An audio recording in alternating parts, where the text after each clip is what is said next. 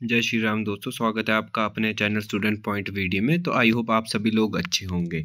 तो हम फिजिक्स का 25 डेज क्रैश कोर्स कर रहे हैं, जिसमें हमारा लगभग सिलेबस कंप्लीट हो चुका है। अब हम लास्ट में मिसलेनियस क्वेश्चंस करने वाले हैं। तो हमने पार्ट 1 की मिसलेनियस क्वेश्चंस आपके लिए लेके आए थे। तो आज हम पार्ट 2 मिसलेनियस क्वेश्चंस पढ़ने वाले हैं, जिसमें हमारा पहला क्वेश्चन है a cubical flocks rest on an inclined plane of mu 1/√3 the angle of friction will be the. तो हमारे को क्या निकालना है? एंगल ऑफ फ्रिक्शन निकालना है। तो दोस्तों ये सिंपल सा क्वेश्चन था, ठीक है। न्यू की वैल्यू दे रखी हमारे पास कितनी, 1/√3। न्यू क्या होता है हमारे पास? एंगल ऑफ फ्रिक्शन में, एंगल ऑफ फ्रिक्शन में न्यू होता है हमारे पास टेंजेंट थीटा। तो मतलब टेंजेंट थीटा की वैल्यू कितनी दे रखी है? 1/√3 दे रखी है। तो टेंजेंट थीटा की वैल्यू 1/√3 कहाँ होती है दोस्तों? ये होती है हमारे पास 30 डिग्री पे। तो इसका आंसर होना था option number C, right answer. तो नेक्स्ट क्वेश्चन की तरफ बढ़ते हैं हम। नेक्स्ट क्वेश्चन है हमारा, an echo will be heard if minimum distance between the source of sound and the obstacle. तो हमारे को इको की वैल्यू हमने निकाली थी, कितना मिनिमम डिस्टेंस रहता है। तो दोस्तों ये भी हमने अपनी वीडियोस में कर रखा क्वेश्चन, और बहुत ही इजी क्वेश्चन है ये, और बहुत बार हमारे पेपर में भी रिपीट हो चुका है।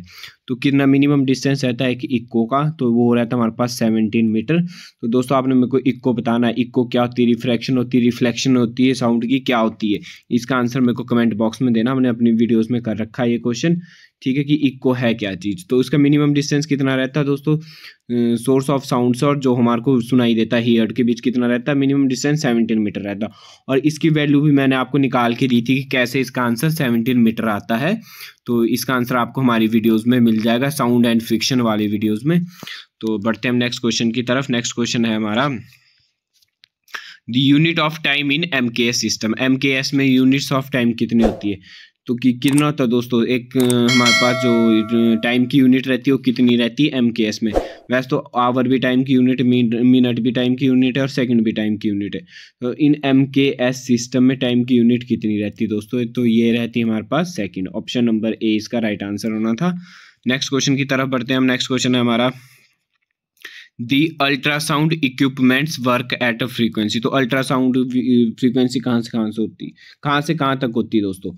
तो हमारे पास जो नॉर्मल होती है, इंफ्रासोनिक होती है हमारे पास कितनी दोस्तों? 20 हर्ट्ज से 20 हर्ट्ज से कम जब भी होगी, 20 हर्ट्ज से कम जब भी साउंड होगी तो होती है इंफ्रासोनिक। और जो 20 हर्ट्ज से लेके कितने तक, 20,000 हर्ट्ज तक रहती है दोस्तों हमारे पास नॉर्मल साउंड, और 20 हर्ट्ज से ऊपर रहती है हमारे पास अल्ट्रासाउंड। तो 20 हर्ट्ज से ऊपर कौन सी दोस्तों? ये है हमारे पास। तो ये सिंपल सा आंसर था इसका। नेक्स्ट क्वेश्चन की तरफ बढ़ते हैं हम। नेक्स्ट क्वेश्चन है हमारा 100 joule of heat are produce in each sound in 4 ohm resistance, the potential difference across the resistors. तो हमारे को क्या निकालना? पोटेंशियल डिफरेंस निकालना है। तो ये भी हमारे पास एक सिंपल सा क्वेश्चन था, इतना मुश्किल क्वेश्चन नहीं था। ये हमने अपनी वीडियोस में भी कर रखा है ये वाला क्वेश्चन। तो आपको याद होगा दोस्तों, जूल ऑफ हीटिंग हमने पढ़ रखी है। पहले तो दोस्तों यहाँ पे पता होना चाहिए क्या दे रखा है। एच की वैल्यू दे रखी है कितनी? 100 जूल, ठीक है। आर की वैल्यू दे रखी है, रेजिस्टर की वैल्यू कितनी दे रही है? 4 ओहम दे रखी है, ठीक है। और दोस्तों क्या बोला? ईच सेकंड, मतलब टाइम की वैल्यू कितनी हमारे पास? 1 है, ठीक है। तो ये HRT हमारे पास किस फॉर्मूले में लगता है? तो हीटिंग, जो लॉ ऑफ हीटिंग पढ़ा था हमने, क्या था दोस्तों? H = I² RT था, ठीक है। यहाँ पे H की वैल्यू पता हमारे को कितनी? 100। I² वैसी रहेगा। R की वैल्यू कितनी? 4, और टाइम की वैल्यू कितनी? 1। तो ये कितना आ जाएगा? 4/100। I² = 100/4 आ जाएगा, जो कि काट के कितना आएगा? 25। मतलब I² कितना आ गया हमारे पास? 25। I² कितना आ गया हमारे पास? 25। तो I की वैल्यू कितनी आ जाएगी? 5, क्योंकि स्क्वायर पर जाके क्या बन जाता है? अंडर रूट बन जाता है। तो I की वैल्यू कितनी आ गई हमारे पास? 5 आ गई, ठीक है। हमारे को क्या बोला? पोटेंशियल डिफरेंस बोला है, मतलब V। पोटेंशियल डिफरेंस को हम किससे डिनोट करते हैं? V डिनोट करते हैं। तो पोटेंशियल डिफरेंस क्या होता है? V = IR, ठीक है। तो V हमारे को निकालना, I अभी निकाला हमने 5, R कितना होता है? 4। तो इसका आंसर कितना होना था? V = 20। तो ऑप्शन नंबर सी इसका राइट आंसर होना था। बढ़ते हैं हम नेक्स्ट क्वेश्चन की तरफ। नेक्स्ट क्वेश्चन हमारे पास, an electric bulb is connected to 220 volt generator, the current is 0.50 ampere, the power of bulb. Power of bulb ने हमारे को निकालनी, तो पावर ऑफ बल्ब कितना होता है? P = VI होता है। V की वैल्यू दे रखी है 220, I की वैल्यू दे रखी है 0.5। तो इसको सॉल्व करके कितना आ जाएगा हमारे पास? इसको सॉल्व करके आ जाएगा 5/10, 10 से 10 करो 5, 22 × 5 मतलब 110। तो 20 का आंसर होना था। बढ़ते हम नेक्स्ट क्वेश्चन की तरफ। नेक्स्ट क्वेश्चन है हमारे पास, cyclone frequency of an electron grating in a magnetic field of IT is approximately, तो ये इतनी, इसका आंसर रहता है हमारे पास 28 GHz, मतलब ऑप्शन नंबर डी इसका राइट आंसर होता है। बढ़ते हैं हम नेक्स्ट क्वेश्चन की तरफ। नेक्स्ट क्वेश्चन हमारे पास, with the rise of temperature the resistivity of semiconductor, तो ये दोस्तों मैंने बता रखा आपको, ठीक है। तो रेजिस्टिविटी सेमीकंडक्टर में क्या होती रहती है, जब जैसे जैसे हम टेम्परेचर इंक्रीज होता है वैसे वैसे रेजिस्टिविटी क्या होती रहती है, डिक्रीज होती रहती है, मतलब ऑप्शन नंबर सी इसका राइट आंसर होना था। बढ़ते हैं हम नेक्स्ट क्वेश्चन की तरफ। नेक्स्ट क्वेश्चन है हमारा, the mass of a man standing on a lift is 60 kg. What is the weight when he standing on a lift which is moving upward with acceleration 4.9? तो दोस्तों एक आदमी जो कि एक लिफ्ट में बैठा, जैसे जैसे लिफ्ट ऊपर को हो रही है उसका एक्सलेशन कितना दे रखा हमारे पास, 4.9 मीटर पर सेकंड स्क्वायर दे रखा है। तो आपको पता है दोस्तों, हमने जब कर रखी थी इक्वेशन m=g+a, जब भी हम अगेंस्ट ग्रेविटी काम करते तो g+a हमेशा लगाते हैं, ठीक है। तो ये हमारे पास क्या हो जाता है, मास हो जाता। तो हमारे पास मास कितना दे रखा दोस्तों, 60 kg। ग्रेविटी की वैल्यू कितनी होती है, 9.8, प्लस एक्सलेशन कितना दे रखा है, 4.9 दे रखा है, ठीक है। तो इसको सॉल्व करके कितना आ जाएगा, 9.8 प्लस 4.9, 9 और 8, 9 10 11 12 13 14 15 16 17 का 7 1, 9 और 1 10 और 4 14, तो 14.7 आ जाएगा इनको प्लस करके। तो 60 × 14.7, तो ये आ जाएगा लगभग 882 kg के बराबर। तो ऑप्शन नंबर ए इसका राइट आंसर होना था। नेक्स्ट क्वेश्चन हमारे पास, which of the following radiation has least wavelength, तो दोस्तों इसका आंसर तो आप कमेंट बॉक्स में ही देंगे। ये हमने ड्यूल नेचर ऑफ रेडिएशन वाली जहां वीडियोस कर रखी वहां मैंने आपको अच्छे से करवाया था, ठीक है। तो इसका आंसर क्या होगा आप कमेंट बॉक्स में देंगे। वैसे इसका आंसर क्या है, ऑप्शन नंबर ए इसका राइट आंसर होना था, गामा रेज इसका राइट आंसर है। बढ़ते हैं हम नेक्स्ट क्वेश्चन की तरफ। नेक्स्ट क्वेश्चन है हमारा, the momentum of photon of energy is 1 mega electron will be, तो 1 मेगा इलेक्ट्रॉन में हमने मोमेंटम निकालना है, ठीक है दोस्तों। तो ये थोड़ा सा है, बड़ा क्वेश्चन है, तो यहाँ पे आप देख लो इस क्वेश्चन को। तो हमारे को पता होता है E = किसके बराबर होता है, एनर्जी किसके बराबर होती है, hc/न्यू के बराबर होती है, और न्यू किसके बराबर होता है, न्यू हमारे पास h/p के बराबर होता है। ये हमने दोनों इक्वेशन पढ़ रखी है, ठीक है। न्यू नहीं दोस्तों, वेव, अरे सॉरी दोस्तों, लैम्डा है यहाँ पे, hc/लैम्डा होता है, और लैम्डा की वैल्यू कितनी होती है हमारे पास, h/p होती है। तो लैम्डा की वैल्यू हम यहाँ पुट कर देंगे, क्या आ जाएगा हमारे पास, E = hc/ क्या आ जाएगा दोस्तों, लैम्डा की वैल्यू h/p, ठीक है। h/p आ जाएगी, h से h कट जाएगा, p ऊपर चल जाएगा, तो E की वैल्यू क्या आ जाएगी हमारे पास, E की वैल्यू आ जाएगी pc, ठीक है। यहाँ से E की वैल्यू pc आ गई, ठीक है। और अगर E की वैल्यू हमारे पास pc है, E की वैल्यू कितनी pc, तो P की वैल्यू क्या होगी, E/c होगी, ठीक है। P की वैल्यू क्या होगी, E/c होगी। अब इलेक्ट्रॉन किस में बात करें, मेगा इलेक्ट्रॉन में बात करें, तो मेगा इलेक्ट्रॉन क्या होता है, मेगा जब भी लगा तो कितनी पावर होती है, 10⁻6, मतलब 10⁻6 मल्टीप्लाई चार्ज कितना रहता है दोस्तों इलेक्ट्रॉन का, 1.6 × 10⁻19 रहता है, 10⁻19 इसको समझ लेना, ठीक है।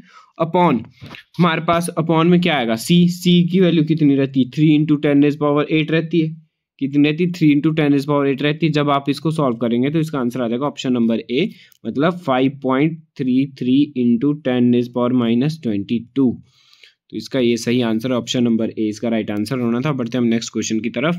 नेक्स्ट क्वेश्चन हमारे पास, twinkling of star is based on which phenomena, तो ये मैंने बहुत अच्छे से करा रखा है। इसका आंसर कहाँ देंगे आप दोस्तों, कमेंट बॉक्स में इसका आंसर आप देंगे, ठीक है। एक बार आप क्वेश्चन पढ़ लो, twinkling of star is based on which phenomena, twinkling of star किस फिनोमिना पे बेस है, ठीक है। इसका आंसर आप कमेंट बॉक्स में देंगे। बढ़ते हैं हम नेक्स्ट क्वेश्चन की तरफ। नेक्स्ट क्वेश्चन हमारा, 100 joule of heat producing in पर, दोस्तों रिपीट हो चुका है क्वेश्चन, 90 वाला क्वेश्चन क्या हो चुका है, रिपीट हो चुका है।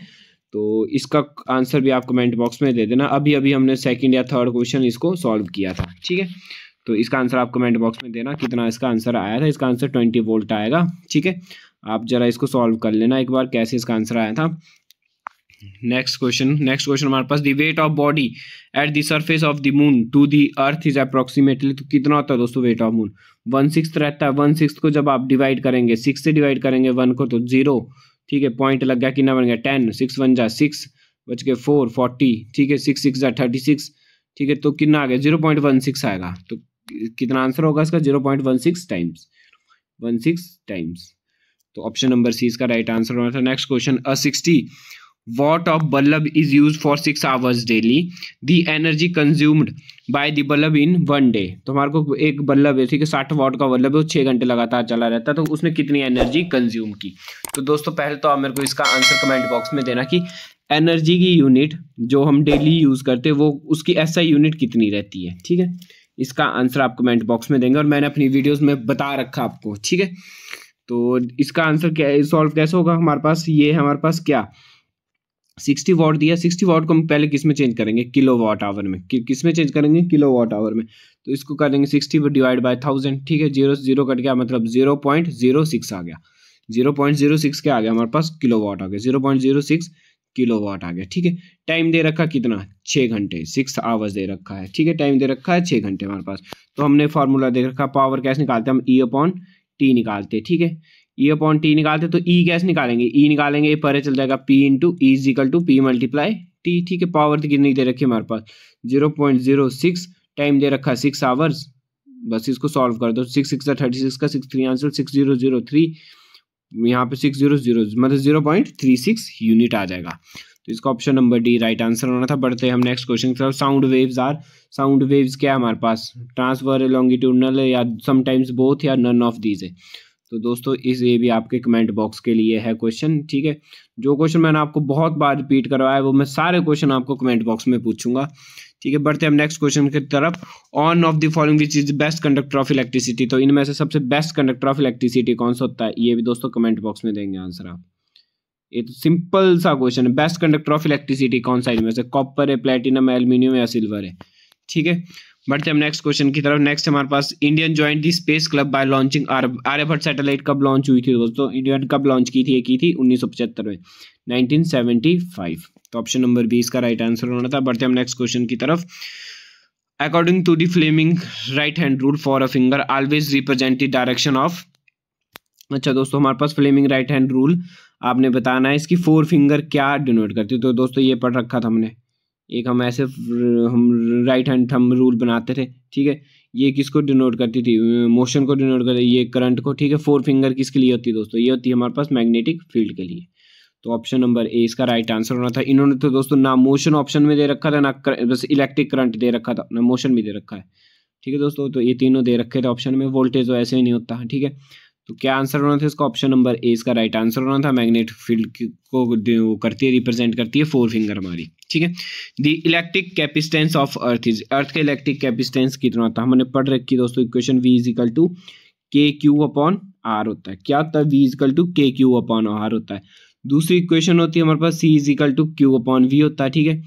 C is equal to Q/V होता है, ठीक है। यहाँ पे हमारे को V की वैल्यू पता है, V की वैल्यू क्या होती है हमारे पास, ये जो अभी KQ/R होती है, तो भर दो value. C is equal to Q/V की वैल्यू कितनी होती है हमारे पास, KQ/R होती है, ठीक है। Q से Q कट गया, ये R ऊपर चल जाएगा, तो C की वैल्यू कितनी आ जाएगी, C की वैल्यू आ जाएगी हमारे पास R/K। रेडियस ऑफ अर्थ कितना रहता है दोस्तों, रेडियस ऑफ अर्थ रहता है हमारे पास 6381 इंटू 10⁻3, ठीक है। K की वैल्यू भी दोस्तों मैंने आपको बता रखी कितनी होती है, 9 इंटू 10⁻9 होती है। जब हम इसको सॉल्व करेंगे तो ये आ जाएगा हमारे पास लगभग 709 इंटू 10⁻6 F, ठीक है, फैराडे। तो जब हम इसको UF में लेंगे दोस्तों, हम लेंगे इसको 711, क्योंकि यहाँ पे क्या था दोस्तों -6 था, ये ध्यान रखना -6 था, 10⁻6 थी, तो UF में क्या हो जाएगा, पॉजिटिव में आ जाएगा। तो इसका आंसर क्या होगा, 711 UF, ठीक है।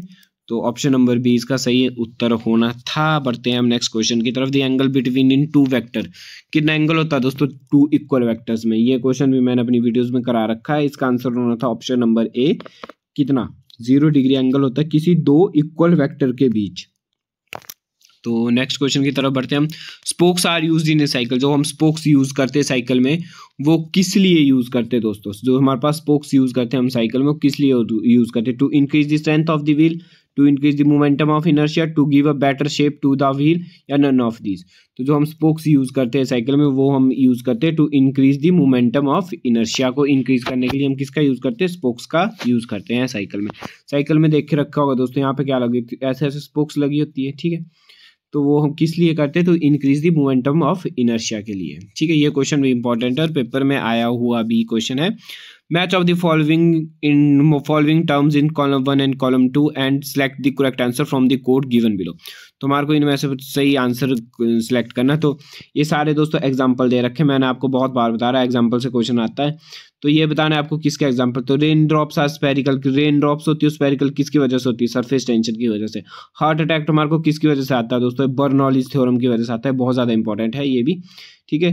क्वार्ट्ज हमारे पास किसकी वजह से होता है दोस्तों, क्वार्ट्ज क्या हमारे पास परफेक्टली इलास्टिक का हमारे पास एग्जाम्पल जिसकी ई की वैल्यू 1 रहती है, ठीक है। The sand is drier than a clay, तो ये किसका एग्जाम्पल पास कैपिलरिटी का एग्जाम्पल। तो मतलब फर्स्ट का डी, ठीक है, सेकंड का सी, थर्ड का ए। तो फर्स्ट का डी, सेकंड का सी, थर्ड का ए और फोर्थ का बी। तो ऑप्शन नंबर ए इसका राइट आंसर होना था। बढ़ते हम नेक्स्ट क्वेश्चन की तरफ। नेक्स्ट क्वेश्चन हमारा लास्ट क्वेश्चन है, optical fibres are related to. Optical fibres किससे रिलेटेड दोस्तों, तो ऑप्टिकल फाइबर्स हमारे पास रिलेटेड है कम्युनिकेशन से। ऑप्शन नंबर ए इसका राइट आंसर होना था। तो दोस्तों आप मुझे कमेंट बॉक्स में अगर आपको हमारी ये वीडियो अच्छी लगी हो तो छोटा सा दिल जरूर रिएक्ट करना, ठीक है दोस्तों। तो आई होप आपको ये वीडियो बहुत पसंद आई होगी। ऐसे ही हम आपके लिए मिसलेनियस क्वेश्चन लेके आएंगे अगर आप हमारे चैनल को शेयर और सब्सक्राइब करेंगे, ठीक है दोस्तों। तो thanks for watching this video.